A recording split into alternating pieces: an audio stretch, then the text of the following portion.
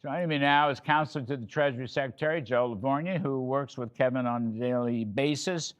And I've known him for a long time. He's a superstar. What do you think about what Kevin had to say on interest rates and AI, and also reforming the Federal Reserve System? You're a product of this Fed system. I am. That was my first job as well, open market desk, where you started. I was in that research arm for the open market operation. Same with me. Yeah. Kevin made some great points. Not good at this, but sorry, that's a separate subject. He talked about the bias in the system, and if you look at the bias, look at their forecast the Fed gave for President Trump's first term, where they were predicting GDP, and look at where they're predicting GDP in President Trump's second term, and they compare that with the Obama and Biden years. The Fed is focused on demand-side policies, Keynesian policies, and that's why they've got the inflation formula wrong. You're exactly correct. Inflation hasn't hit bottom. It will go down as the productive side of the economy increases. President Trump knows that. The bill he signed back in July, historic speed with which it was signed, will increase wages. It will raise wages also by lowering taxes. That is not inflationary. It's supply side driven. And the Fed models don't reflect any of that, Larry. See, that's the thing, as I mentioned, Kevin. Look, I use a baseball analogy. The Fed staff has a terrible forecasting record. Now, forecasting is very difficult, and many of us have been wrong in forecasts, but they're consistently wrong. Larry, you were generous, though. You said 210. 210. It should be the Mendoza line, which is sub 200. All right, whatever. It ain't 300. That's for true. Sure.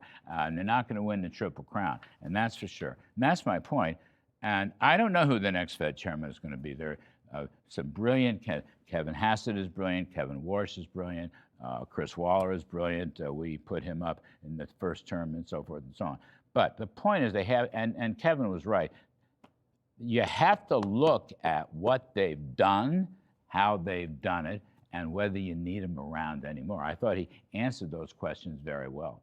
No, for sure. And the Fed needs a holistic approach. They need to move away from these dynamic, stochastic equilibrium models. They need to move away from the Phillips curve and the output gap. And the fact that you can't grow ever better than 1.8%. Yeah, 1.8, 1.9. What crap is that? Well, that's it. I mean, this is why Secretary Bessent's highlighted this, Larry. Market worries about debts and deficits. The U.S. bond market this year has been the best performing among the industrialized countries. The market is sensing there's going to be a Trumpian boom coming next year, 3% plus type of growth. And that's going to continue to drive the revenues, and that's going to help stabilize the deficit, which will be sub 6 for last fiscal year and potentially in the 4s, and then hopefully 3-something shortly thereafter as a share of GDP. And without growth, Larry, as you know, and President Trump instinctively understands that, you have nothing. A growthier economy solves all these problems. And it's growth, Larry. It's broad-based, inclusive growth, lower and middle class wages. In fact, when you said earlier about real wages rising, those are the blue-collar jobs that you're well aware of. That's where you're seeing the 1% plus real wage gains. Those are huge numbers, and they will accelerate given the policies President Trump put in place for next year. Now, one other point, last point before we lose you. This business about the Trump saving accounts, which I think has gone underreportedly, and the fact that Michael Dell put in $6.5 billion. I know Mike Dell. I don't know him well, but I know I had a lot of business with him in the government when I was there in the first term. This is quite a remarkable thing. The Trump savings Oh, it's account, fantastic. This was Ted Cruz's idea years ago. Frankly, this goes all the way back to stuff that Harold Ford and I talked about when I was on another network, very similarly. But it was give newborns, right? It would give newborns the money. Dell's put in $6.5 billion. Joe, this is fabulous, giving everybody a piece of the rock. Now, how other well-to-do people stepping up, donating money, So how's this going to work? Well, we're very thankful to the Dells, and God bless President Trump because he took this idea, made it a campaign issue, and he delivered on it. So the Dells is an addition to the $1,000 that will go to every boy and girl born between January 1st of 25 and December 31st of 28. Treasury will put that money in their account. It will be in a low-cost, broadly diversified index fund, and then you could add monies to that, up to another $5,000. So it's $5,000 on top of the initial $1,000.